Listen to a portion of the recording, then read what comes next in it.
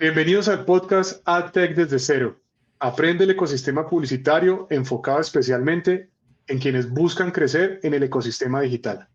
Aquí el aprendizaje es colaborativo y haces parte de una comunidad global que entiende tus desafíos sin importar si eres principiante o ya tienes experiencia.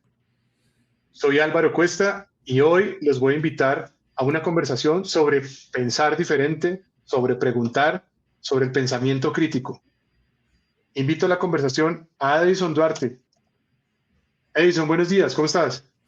Hola Álvaro, muy bien, muchas gracias por la invitación.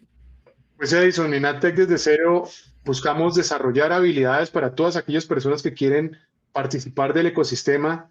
Y antes de eso, quiero hablar un poquito de tu trayectoria profesional y cómo estamos conversando aquí en este momento. Edison hace parte hoy del equipo de experiencia de usuario de Mercado Libre, la plataforma más grande tecnológica de toda Latinoamérica, y tiene unos aprendizajes muy interesantes a lo largo de su carrera. Edison es una persona joven que yo conocí hace unos 10 años y ya cuando es ser un veterano de la industria digital.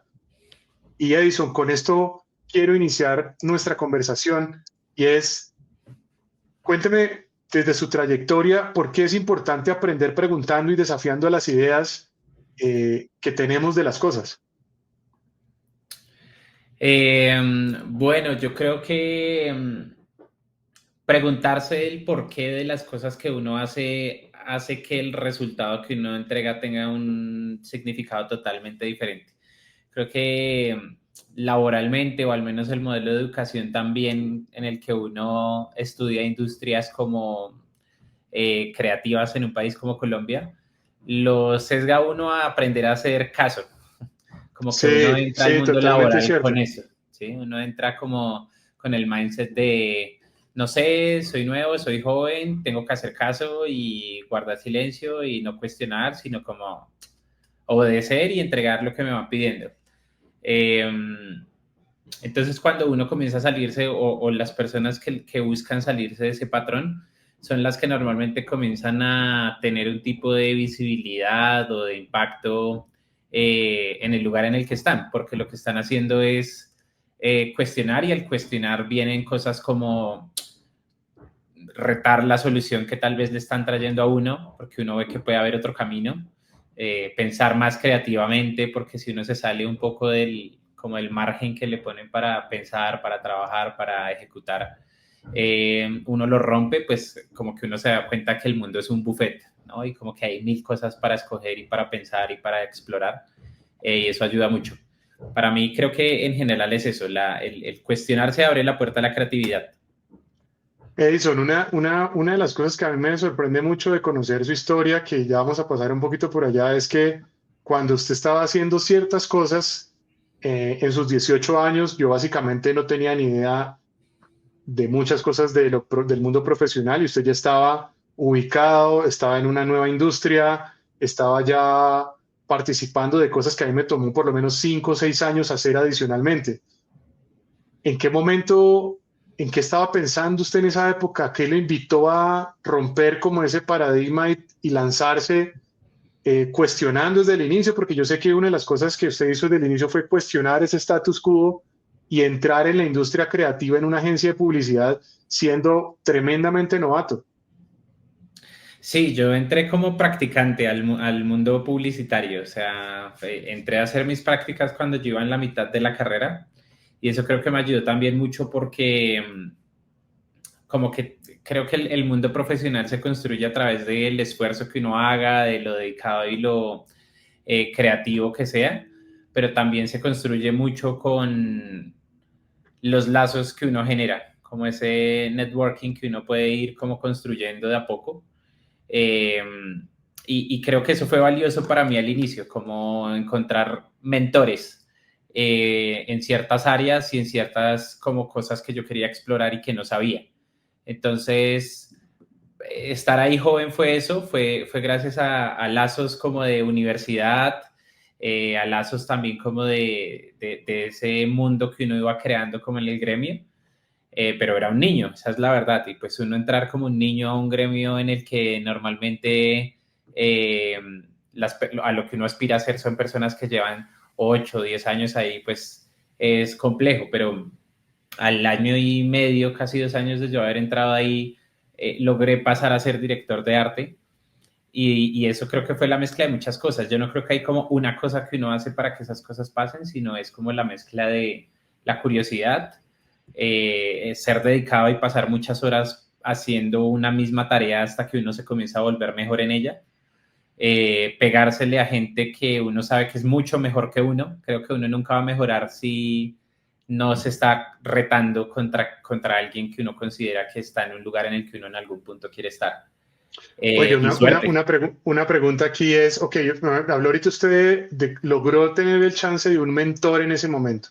Y ese mentor en principio lo acompañó a usted en esa primera época donde usted era realmente muy joven.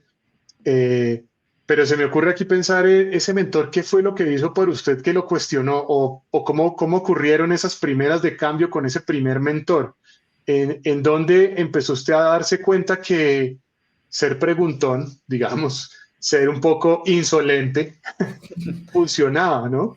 Funcionaba porque al final eso es lo que hace que las personas empiecen a destacar por encima de los demás, de los que en realidad hacen caso, versus este que está permanentemente cuestionando y tratando de proponer nuevas maneras de hacer las cosas. Recuérdenos algo en particular que usted pueda compartirnos.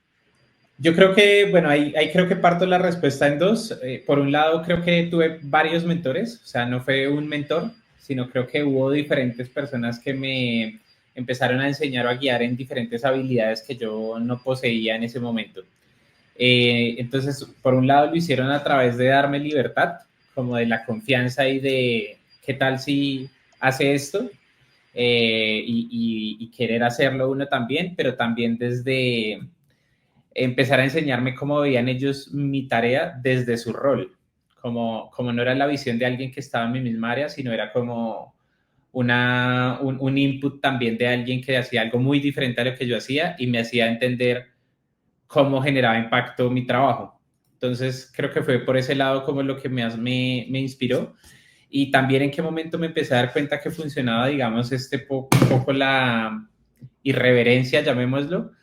Creo que en el mundo publicitario hay como muchos campos en los que uno puede trabajar, pero el estar en agencia siempre aporta esa falta de estructura, como que tiene una empresa más tradicional o una empresa de otro gremio, porque la agencia de publicidad tiene este appeal como de la Estamos como libertad, lo acostumbrados alternativo. a que eso puede pasar y es valorado de alguna manera. Claro, claro, como que se impulsa, que es algo que incluso creo que comparten ahora mucho también ciertas startups, que es esa, sí, hay unos lineamientos, hay una guía, pero también hay como una invitación a esto lo estamos construyendo entre todos y si usted ve que hay algo que se puede hacer mejor o quiere tomar más retos de los que debería, pues está la posibilidad de hacerlo.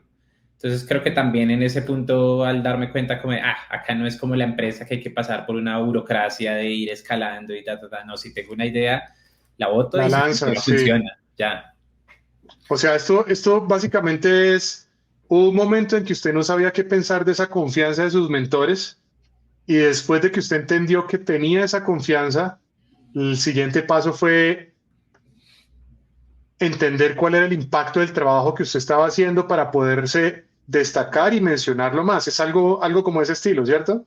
Sí, sí, en realidad creo que si uno no se pregunta el para qué está haciendo, como que hay diferentes modos de abordar las tareas, como los requerimientos, y uno puede tomarlo, como decía al inicio, como de hacer caso y decir, es que mi función es hacer que esto pase, pero luego uno puede comenzar a darse licencias creativas para decir, no solamente voy a pensar en cómo hacer para que esto pase, sino en por qué están pidiéndome que esto pase, ¿sí? Sí. Como cuál es el propósito detrás de esta tarea.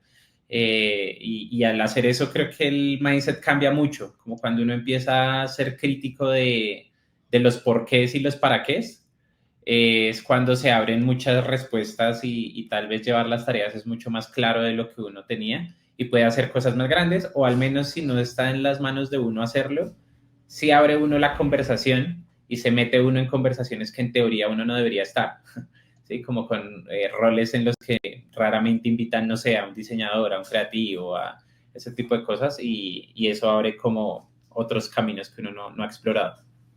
Yo aquí quiero meterlo en un problema, dilema, y es precisamente en los últimos 15 años en las industrias venimos, especialmente las industrias creativas, está bastante claro que una carrera, digamos, un estudio profesional no necesariamente determina el rol que va a cumplir una persona dentro de un grupo de trabajo. Eh, pero las estructuras de las empresas sí tienen definidos usted a qué se debería dedicar, en qué momento deja de ser, deja de ser peligroso empezar a participar y empezar a migrar, porque al final te empiezas como a etiquetar en un lado o en el otro y ya no es tan sencillo para las personas participar. ¿Cómo es posible que empieces a participar de otras áreas donde tradicionalmente no estás incluyendo, donde no necesariamente están incluyendo tu opinión?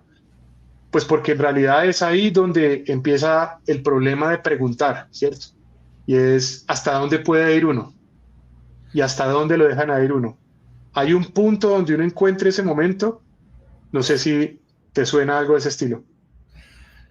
Sí, yo creo que el momento en el que uno se mete en esas conversaciones es a través de la pregunta. La pregunta tiene un poder grande en abrir conversaciones, ¿no? Sí, Siempre es muy raro que una pregunta reciba una respuesta monosilábica. Como que no es lo común. Y si uno pregunta cosas como ¿por qué estamos haciendo esto? ¿Para quién es? ¿Qué objetivo se busca cumplir? ¿Qué problema estamos buscando solucionar? Por un lado, creo que desacomoda a la persona, ¿sí? Como, no sí, sé, que alguien sí, que en teoría es un rol de ejecución te comience a hacer preguntas más estratégicas, más de negocio, más de números, como que genera un, wow, ¿quién eres? Sí, creo que sí. eso me pasa con personas a veces y es como rico encontrar ese tipo de personalidades donde uno dice, no, venga, le cuento, ¿tiene curiosidad? Bueno, y también contar uno con la suerte de tener esos mentores, que al ver a una persona curiosa quieran enseñar, quieran decir como, ok, no solo quiero, esta persona no solo quiere que le diga qué hacer, sino quiere entender por qué tiene que hacer eso y le quiero dar esa información. Yo le agrego ahí un detalle y quisiera escuchar tu opinión y tus experiencias al respecto, es en el asunto de los argumentos. Pasa muchas veces que hay personas que de verdad quieren participar, quieren saber más, pero en realidad son flojos al momento de argumentar sus ideas. No logran estructurar verbalmente lo que quieren defender. En tu experiencia, ¿cómo te ha ido con esa parte? ¿Cómo hiciste para desarrollar eso? Porque de todos modos una idea que no esté bien sustentada, pues es muy difícil que un mentor, un líder de equipo de realidad valore esa opinión como algo crítico, como algo interesante de seguir y escuchar. Mm, a ver, yo creo que hay cosas que son como hard skills, como que creo que hay cosas que ya uno tiene, o incluso soft skills también. Creo que hay cosas que se le facilitan más a unas personas que a otras. O sea, están las personas que tienen la habilidad comercial de venderte hasta el hueco, como se dice popularmente, y hay otras personas que pueden tener muy buenas ideas, pero si tienen como que expresarlas en público, además se bloquean o existen ciertos tipos de sesgos. Y ahí yo creo que lo que uno tiene que hacer es ser inteligente en qué punto cree uno que genera más impacto. Es saliendo a contar la idea, ¿sí? O velando detrás porque esa idea que se aprueba salga como se está prometiendo que va a salir. Y ese es otro modo también de uno ganar visibilidad, como hacer que las cosas pasen, pero atándose al propósito. Y el modo de uno participar efectivamente cuando quiere argumentar es conociendo el producto. O sea, cuanto más uno conoce el producto, más argumentos tiene, porque pasa muchas veces que hay personas que quieren opinar, pero tienen un conocimiento muy superficial del tema o del área o del propósito, y hace que reciban una respuesta muy rápida. Ven, ¿y por qué no hacemos esto? Por esto. Ah, ya. Sí, como que muere ahí el Sí, argumento sí, porque sí, sí, sí. no hay cómo seguir nutriendo lo que tiene en la cabeza que cree que puede ser mejor. Mira que eso me hace pensar en Eliana, en la historia, volviendo un poquito al mundo ficticio. Pues como ustedes saben, todas las semanas sale una historia ficticia de Elías o Eliana, que son nuestros personajes tipo héroe latinoamericanos, y en esta ocasión nos cuenta que Eliana siempre tenía esta curiosidad desde que era adolescente, era la que no se quedaba en el lugar común. Y ella siempre se hacía estas preguntas, oye, ¿por qué me va a quedar con lo que hacen todos mis compañeros y por qué no doy este paso extra? En la historia hablamos de una cosa muy sencilla que es muy probable que todos la hagamos hecho en la época del colegio, es hablar del reciclaje. Eliana, en vez de hacer un trabajo copiado de internet, lo que decide es salir a la calle y le pregunta a la gente, va a un lugar de reciclaje, aprende un poco lo que estás diciendo, Edison, y es aprende, se entera y se llena de argumentos. Pero ahí vienen dos cosas que me parece interesante que podamos conversar, y es, una de ellas es, también menciona la presión social de sentirse diferente, ¿cierto? Especialmente cuando somos más jóvenes, eso nos cuesta mucho más trabajo, romper ese dilema de mejor me quedo calladito, o sea, yo sí sé estas cosas, yo sí las hice, pero mejor me quedo calladito. Si recuerdas o si puedes conversar sobre ese tema, ¿cómo has roto ese paradigma? Porque en particular yo sé que hablar en público no es exactamente uno de, digamos, de las cosas más atractivas que te parecen en la vida. Esa es una. Y la segunda tiene que ver con en qué momento una persona debería preguntarse si lo que está haciendo debería publicarlo más, debería ser más explícito en expresarle a sus compañeros. Debería eliminarse cualquier presión social, debería eliminarse el hecho de que sea un jefe, o la emocionalidad, o el miedo a equivocarse en público por proponer algo de lo cual ya está previamente preparado, porque precisamente lo que hacen estas personas es que estudian tanto un tema que en realidad empiezan a conocer de ese tema, pero les cuesta. ¿Cómo identificas estas cosas? ¿Cómo enfrentas estas barreras? A ver, yo creo que es difícil como asumir que al inicio uno no se va a equivocar. O sea, yo creo que ese es el primer peso que uno se quita de encima. Como entender si uno está en un rol inicial o es joven como en un path de carrera que uno está aprendiendo. Entonces también el cómo se comienzan a buscar esas conversaciones muy al inicio cambia el modo en que se reciben. Si alguien viene ya demasiado autoritario, como demasiado a imponer, como a decir esto está terrible, lo mejor que se puede hacer es esto, pues nadie, no solo no lo van a tener en cuenta, sino tampoco va a ser como una opinión que va a ser buscada nuevamente.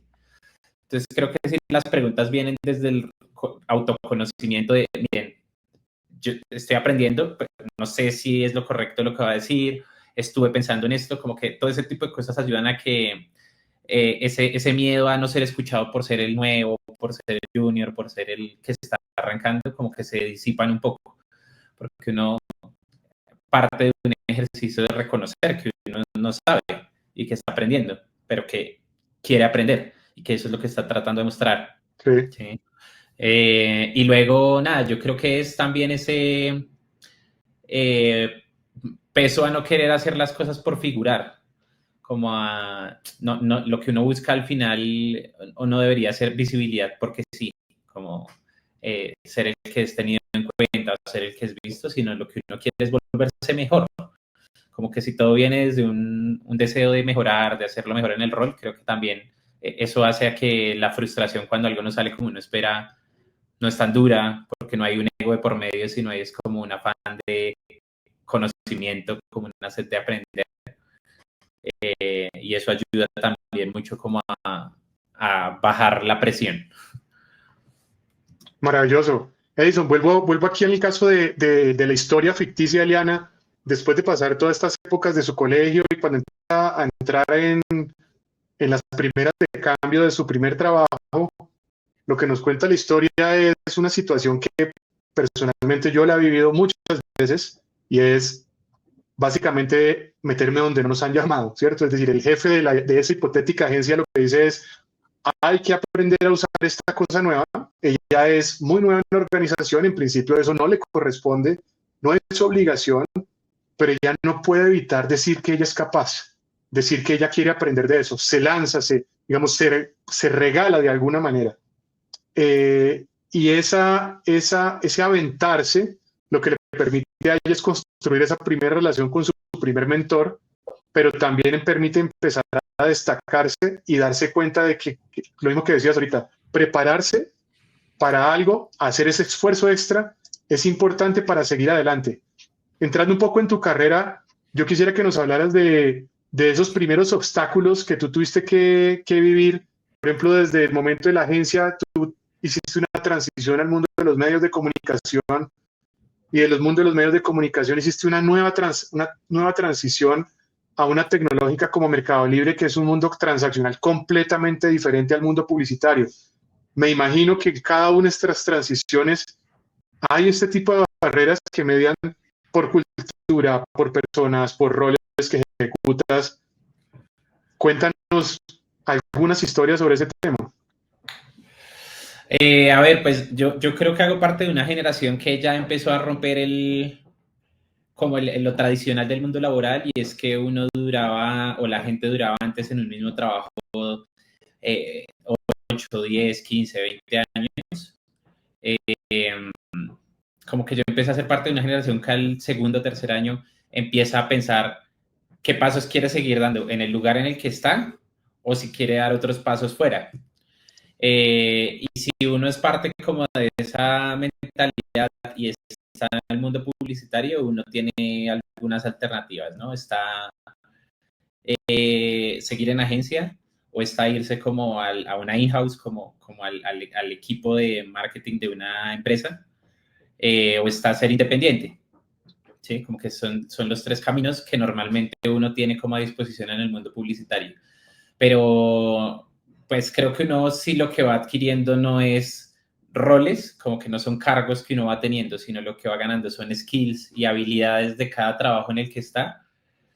A medida que pasa el tiempo, uno tiene como más campo de pensar en dónde quiere estar, en dónde quiere como ir. Y así ha sido un poco mi carrera, ha sido como las cosas que aprendo en un trabajo me sirven para otro trabajo que se abre. Y puede que sea un trabajo nuevo y sea un área nueva y vaya a aprender y a empezar de ceros, porque así lo he hecho como en varios pasos, pero siempre está en función de allá voy a ir a poner en práctica esto que aprendí acá y que no sabía antes de estar acá. Entonces creo que es eso, es entender que uno en cada trabajo lo que va a ir ganando es pequeñas habilidades, pequeños skills que lo ayudan a uno a saber hacer más cosas diferentes.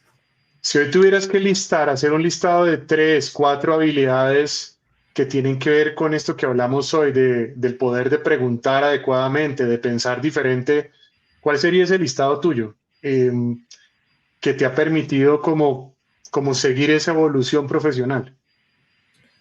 Para mí lo primero es la curiosidad, mantener siempre la mente abierta y entender que nada es así porque sí. Como que cada cosa que uno hace tiene una razón de ser, tiene un objetivo detrás, tiene algo que se está buscando.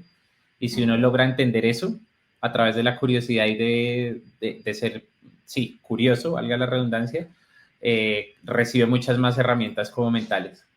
El segundo es saber trabajar en equipo. Y saber trabajar en equipo no es como solamente lo cliché del clima en equipo y demás, sino es como saber con quiénes está trabajando uno, con qué equipo se está trabajando y qué rol Sí. está cumpliendo ese equipo en la tarea que uno está haciendo. Como que empezar a entender qué hace cada área para entender si uno, eso es algo que podría hacer, o al menos ese es un ejercicio que yo hago a veces. Es como, esto que hace este rol, ¿lo podría hacer yo? Sí, sí, ¿cómo? Si no, ¿qué me falta? Y si me interesa mucho lo que hace ese rol, empiezo a aprender esas cosas que me faltan, como lo que no tengo. No quiere decir que lo adquiera siempre, sino como que siempre estoy en esa búsqueda de cómo aprendo cosas que veo que me gustan de otros roles. Y el tercero es, yo creo que es en este mundo, en este momento en el que vivimos, es ser muy vivo con las herramientas que existen para ayudarle a hacer el trabajo a uno más fácil. O sea, creo que estamos viviendo una época en la que hay demasiadas herramientas como que lo pueden ayudar a uno a hacer su trabajo más efectivo, más pulido, más certero. Y hay que usar esas dos cosas que dije anteriormente, como la curiosidad y el saber qué hace cada cosa para saber con qué herramientas que existen hoy yo puedo aprender cosas que antes me tocaba solamente a través de hacer un rol 3 años. Bueno, es que al final la relación de esas tres cosas son es fundamental. O sea, si no eres curioso, no vas a poder descubrir qué hacen tus compañeros. Si no te relacionas con los compañeros, al final no vas a entender por qué es importante eso que hacen ellos y por qué deberías aprender o entender un poco más de ese trabajo, ya sea para hacer uno el trabajo de uno más fácil o hacerle el trabajo más fácil al compañero. Y al final esas conversaciones lo que le permiten a uno es descubrir nuevas herramientas, porque al Ujú. final ese modelo de descubrimiento lo puede hacer uno de forma autónoma, pero también a veces es uno se topa simplemente con las cosas por casualidad y se da cuenta que eso que no conocía, pues le enriquece a uno su manera de operar. Sí, sí, estoy muy de acuerdo con eso, especialmente en este que tiene que ver con las herramientas, es muy, muy clave, ¿no? Sí, sí, yo creo que una cosa está atada a la otra. Al final, creo que las personas que uno más admira, independiente del área, lo que tienen es un paquete de habilidades. No es como que hacen una cosa bien. No es como, es que esa persona es buena en esto, no. Como que uno sabe que tienen muchos tipos de conocimientos y eso creo que es lo bueno que uno puede mirar del mundo laboral a medida que avanza, como al final uno solamente no va ganando como años de experiencia, sino años de nuevas habilidades, como de nuevas cosas. Sí. Tal cual. Bueno, vamos a entrar a la etapa final. Te quiero hacer unas preguntas para incomodarte, básicamente, ya que estamos en este mundo de curiosidad y de pensar diferente. Hablemos de sesgos. Vamos a hablar de sesgos en este instante y el sesgo, en este caso me gustaría escuchar cuál es ese sesgo que te ha limitado en realidad. O sea, ¿a qué es a lo que más te ha costado cortar para poder avanzar? Y bueno, ¿y cómo se dio cuenta que era ese sesgo? Yo creo que son muchos. Yo creo que hay muchos sesgos que uno va encontrando como a medida que avanza en el mundo laboral. Para mí en este momento creo que lo que más se ha repetido en diferentes instancias es la aprobación creativa. Independiente del rol en Ah, el que yo he estado, siempre he tenido algo, un entregable. Siempre mi sí, trabajo ha sido de este es el resultado final. Sea cuando estaba en medios o cuando estaba en agencia o ahora que trabajo muy en UX, siempre es mi trabajo se resume en algo que entrego. Y dentro de los entregables, sobre todo en el mundo en el que por lo general he estado, ahí existe el concepto más ambiguo y subjetivo de todo el universo, que es el diseño. ¿Sí? de lo que es bueno, de lo que funciona y lo que De lo no que es funciona. bonito, de lo que es feo, Mm, de lo que es funcional y lo que no es funcional. Como que siempre hay una perspectiva muy humana, por supuesto que hay estándares y hay cosas como que ayudan a hacer más a corto tomar ese esa sesgo, a decisión, tomar sí. la decisión como universalmente esto funciona así, entonces esto no lo cumple, no funciona. Esto sí lo cumple, funciona.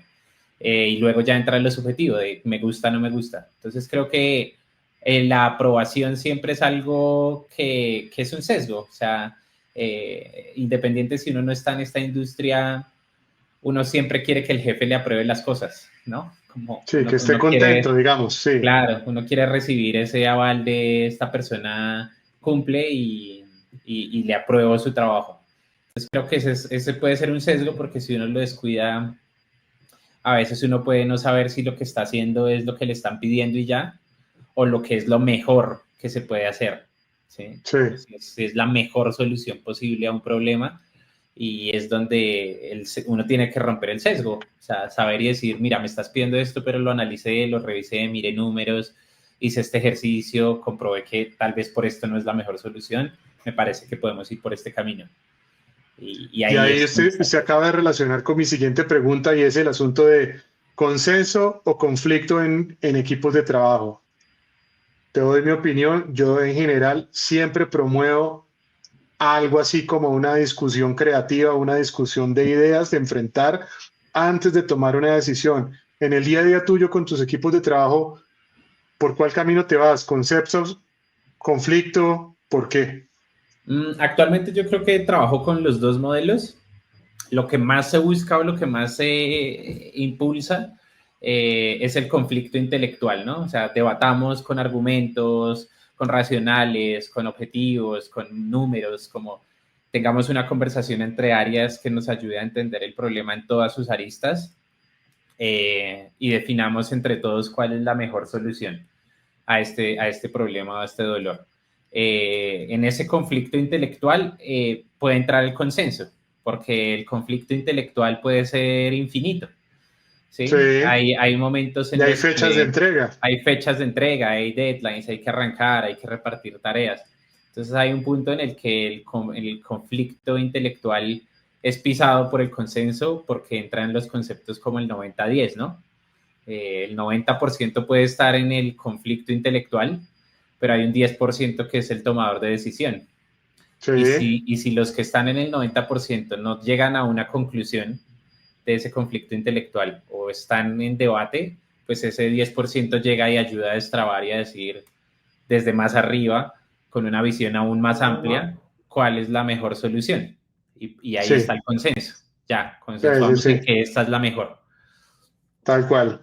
Ok, entonces eso tiene mucha relación con la siguiente, es hoy ubicada en los últimos 12, 24 meses de que has estado en el mundo Mercado Libre, que es, pues, es una gran tecnológica y tiene unas prácticas que muchas organizaciones siguen.